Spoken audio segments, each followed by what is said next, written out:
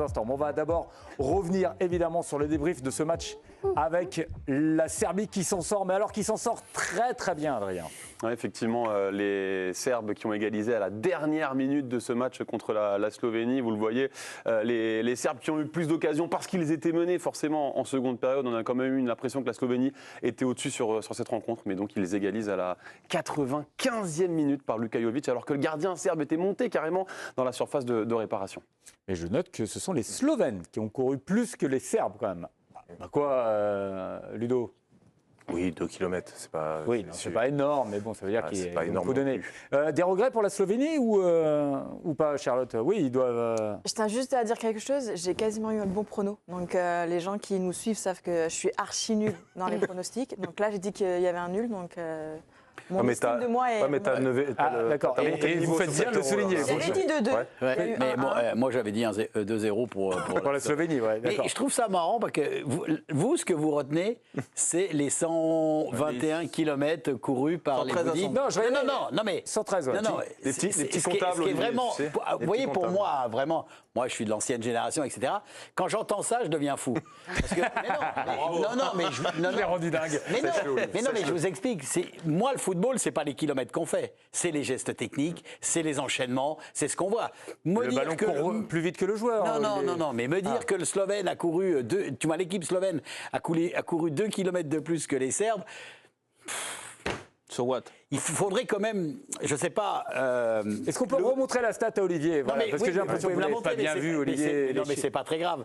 Mais le foot, c'est pas que courir. Le foot, c'est l'inspiration, c'est la création, c'est le geste technique. Vous voyez, on peut être en admiration devant la reprise de volée. Alors, je ne vais pas dire son nom parce que je vais encore me tromper. Mitrovic. Voilà, et qu'elle est détournée par le défenseur, ça finit sur la barre transversale. On est en admiration devant l'occasion slovène qui va... Voilà. Et qu'on... Arrêtez toujours de dire oh, ils ont couru, ils ont fait 100. On s'en fout des kilomètres qu'ils font. Montrez-nous, montrons aux gens et que ces joueurs nous montrent de la qualité technique. Parce que moi, je peux vous assurer que ce qui me gêne dans cet Euro, depuis le début, c'est ça. Je trouve que ça manque de qualité technique. Alors oui, ça cavale. Ah oui, alors, ça, la Serbie, ça, on a des athlètes. Olivier, la Serbie, c'est l'ancienne Yougoslavie. D'habitude, ce sont les joueurs ultra techniques. Eh bien, ils n'ont pas été bons.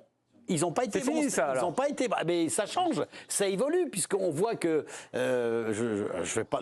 Regardez la qualité athlétique des joueurs. Bien sûr que ça n'a rien à voir avec Ludo, ça n'a rien à voir avec moi. Maintenant, c'est des gabarits qui montent.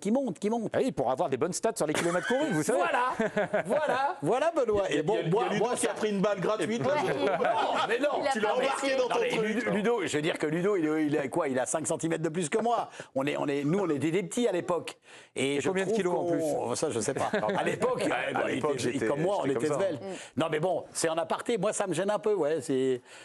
Parlons des reprises de volée. Mais il y en a un justement qui aurait pu en faire des reprises de volée, qui aurait pu être technique, c'est Dusan Tadic. Regardez ses statistiques justement au leader de cette attaque serbe. 0 tir, 53 ballons touchés, seulement 3 duels gagnés sur 9 disputés, 12 ballons perdus. Décevant, pourquoi? Parce que lors du premier match contre l'Angleterre, il avait débuté le match sur le banc. Et regardez ce qu'il avait dit justement, juste après la rencontre en zone mixte aux journalistes. Il a mis peut-être un peu le feu au vestiaire, on va lire la déclat de Dusan Tadic. Je pense que je suis le leader et le capitaine de cette équipe, je suis le meilleur joueur de cette équipe.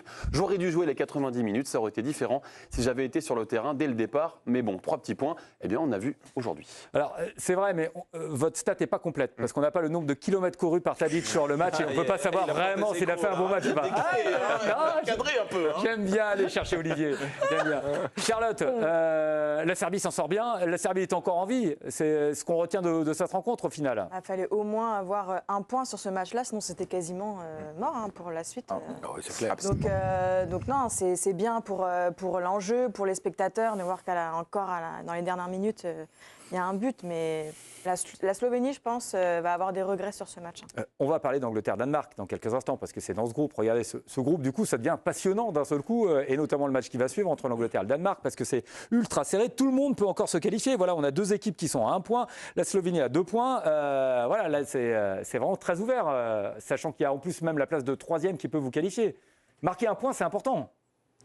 Tout est important et on le voit déjà sur le deuxième match de cet Euro. C'est pour ça que je ne suis pas tout à fait d'accord avec l'analyse d'Olivier sur le constat sur cet Euro depuis le départ. Je trouve qu'il est très émotionnel, cet Euro. On peut parler, oui, moi je prends de plaisir aussi dans la qualité technique parce que c'était mon fonds de commerce. Donc je prends du plaisir à ça, mais je prends aussi du plaisir dans l'intensité des matchs. Et sur ce début d'Euro, je vois énormément d'intensité. Et là, sur le deuxième match, on voit déjà des émotions sur la déception. Elle était palpable de se dire on est quasi éliminé, et puis un gardien qui monte, un but comme ça à dernière seconde, le peuple serbe qui explose. Je trouve qu'on vit un début d'Euro, moi, plutôt palpitant, et c'est vrai qu'on est dur. Avec des super Non, mais c'est vrai qu'on est dur, c'est vrai qu'on veut toujours plus, c'est vrai qu'on veut toujours mieux, mais je trouve qu'il faut se satisfaire de ce qu'on a aussi parfois, et je trouve que ce début d'Euro, il est plutôt pas mal. Eh ben on va le voir tout à l'heure avec Angleterre-Danemark, on vous donnera les compos. Les événements s'enchaînent.